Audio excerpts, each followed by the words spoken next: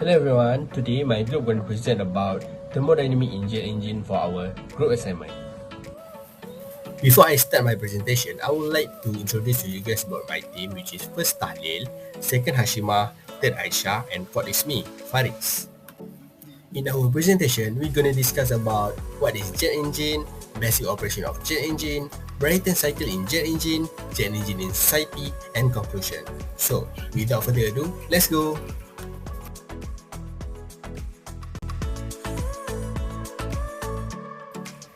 Do you know what is jet engine?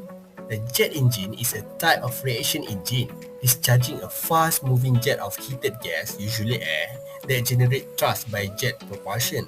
A jet engine is used to provide the jet propulsion to power aircraft because it can produce very large power per unit engine weight. I'm gonna tell you some information about the history of the jet engine. Okay, in 1687, Sir Isaac Newton's third law of motion laid the groundwork for understanding the propulsion of gases and fluids. And in the early 20th century, a series of inventors and engineers began experimenting with the concept of using gas turbines for propulsion. Since the mid-20th century, jet engine technology has continued to advance rapidly until now. We have many types of jet engine, but this is some of it, three of it, which is turbojet, turboprop, and turbofan. You can see the picture here. Okay, we go to the next part, which is basic operation of the jet engine. Then moving on to the next part, which is basic operation in jet engine or how jet engine works. The basic cycle in operation of jet engine are compression, combustion, expansion, and exhaust. For a jet going slower than the speed of sound, the engine is moving through the air at about 1000 km per hour. Then, a fan at the front sucks the cold air into the engine and force it through the inlet. A second fan, called a compressor, squeezes the air and increases its pressure by about 8 times, and this dramatically increases its temperature. Then, liquid fuel known as kerosene is squirted into the engine from a fuel tank in the plane's wing. In the combustion chamber, just behind the compressor, the kerosene meets with the compressed air and burns fiercely, giving off hot exhaust gas and producing a huge increase in the temperature. The burning mixture reached a temperature of around 900 degrees Celsius. The exhaust gas rushed past a set of turbine blades, spinning them like a windmill. Since the turbine gains energy, the gas must lose the same amount of energy and do so by cooling down slightly and losing pressure. The turbine blades are connected to a long axle that runs the length of the engine. The compressor and the fan are also connected to this axle. So, as the turbine blades spin, they also turn the compressor and the fan. The hot exhaust gas exits the engine through a tapering exhaust nozzle. Just as water squeezed through a narrow pipe accelerates dramatically into a fast jet, the tapering design of the exhaust nozzle helps to accelerate the gas to a speed of over 2100 km per hour. So, the hot air leaving the engine at the back is traveling over twice the speed of the cold air entering it at the front, and that's what powers the plane. Military jets often have an afterburner that squirts fuel into the exhaust jet to produce extra thrust. The backward moving exhaust gas powers the jet forward. Because the plane is much bigger and heavier than the exhaust gas it produces, the exhaust gas have to zoom backward much faster than the plane's own speed.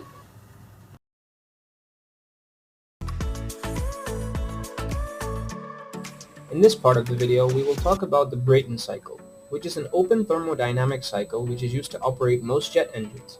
It is comprised of four main processes which we will elaborate on further in the video.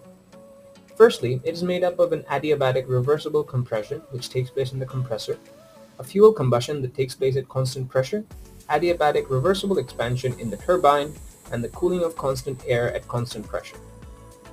Here you can see that we've given the diagrams for the various parts of the Brayton cycle, as well as the PV diagram for the Brayton cycle. Now we will look at the Brayton cycle in a bit more detail, starting off with the compression part of the cycle.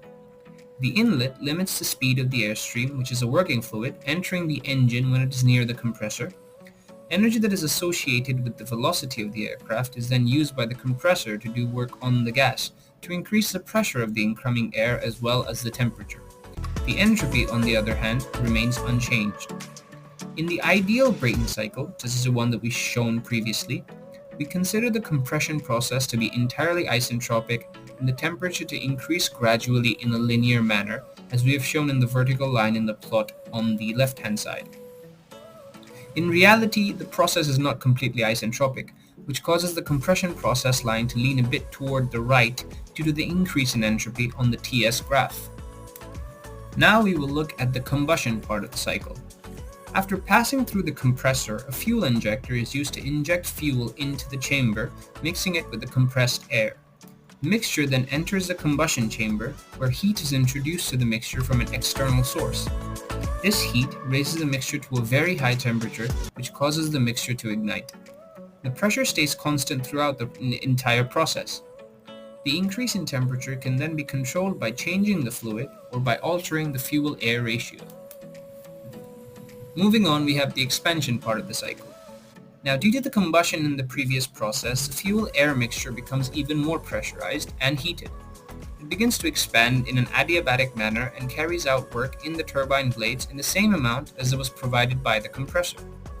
This work on the turbine causes them to turn, thus producing power. Since the process is adiabatic, the entropy remains constant in the ideal cycle. Lastly, we have the exhaust part of the cycle. In order to complete the cycle, the residual heat that is present must be rejected from the engine.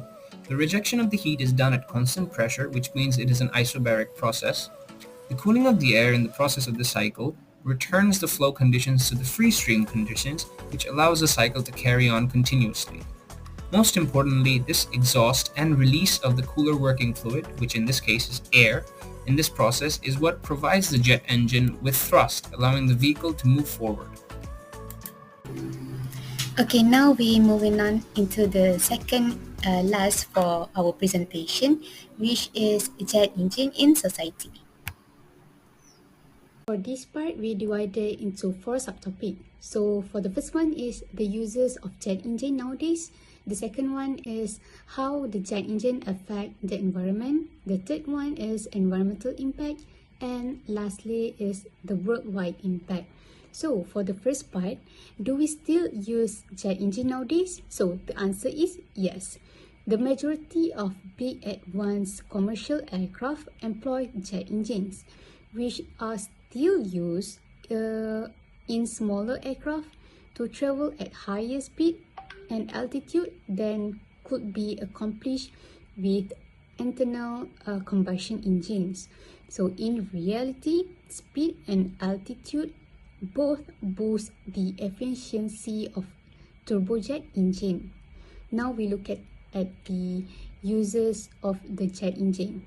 So they are used in electrical power generation, for powering plant, natural gas or oil pumps, and providing the propulsion for ship and locomotive.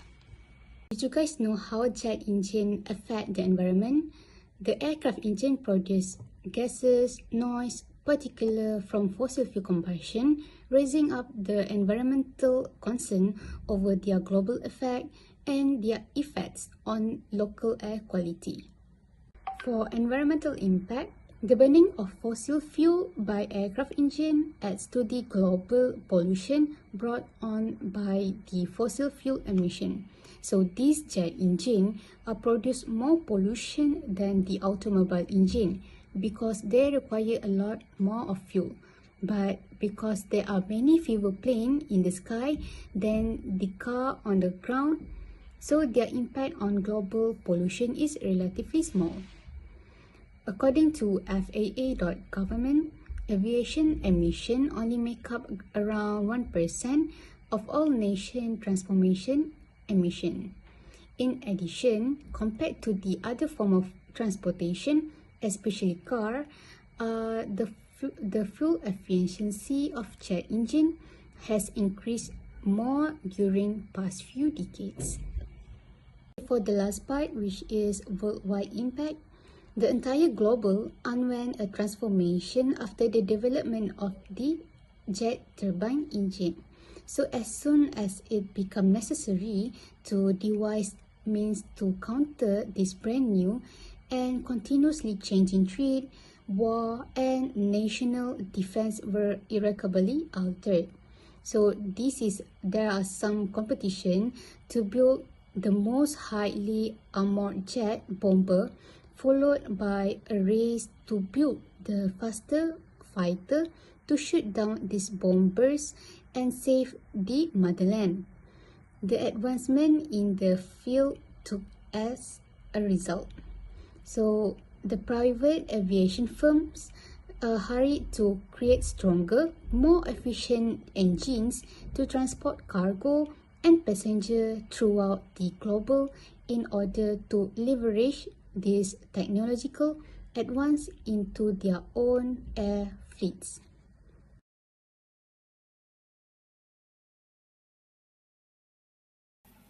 We have reached the end of the presentation. In conclusion, the development of the jet engine contributes to a crucial turning point in the development of propulsion system.